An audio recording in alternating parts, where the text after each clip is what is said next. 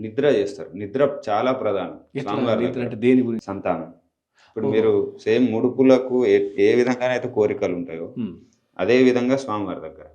అశౌచంతోటి ఎవరు దేవాలయంలోకి రాలేరు, రారు. వచ్చినా ఖచ్చితంగా ఏదో ఇబ్బంది పాలైతారు. ఎందుకంటే ప్రతి దేవాలయానికి శాస్త్రం ఒకటుంటుంది. ఇదిట్లా వీడిక్కడ ఇట్లా చేసుకోవాలి. దీనికి పూజ ఇంతే. ఇది అని చెప్పి నిర్ణయించబడి ఉంటాయి. ఎవరు శుచిగా వస్తున్నారో ఫస్ట్ వాళ్ళకే ప్రియారిటీ. ఇప్పుడు పెద్దవాళ్ళు ఒకటి నిర్ణయం చేసి పెట్టారంటే, దాంట్లో సైన్స్ ఉన్నది, శాస్త్రం ఉన్నది, అన్నీ మిళితం అయితేనే గదా! మనకోళ్ళు పెద్దలు ఖచ్చితంగా ఇది చెయ్యి అని చెప్పారంటే, దాంట్లో ఏదో ఒకటి మనకు మంచి జరిగేదే ఉంటది రైట్. కంపల్సరీ. సమస్త భూమండలానికి, సమస్త లోకాలన్నిటికి స్వామివారు రక్ష. దశావతారాలు విష్ణుమూర్తి అవతారాలలో చాలా అద్భుతమైనటువంటిది, అరుదైనటువంటిది నృసింహావతారం.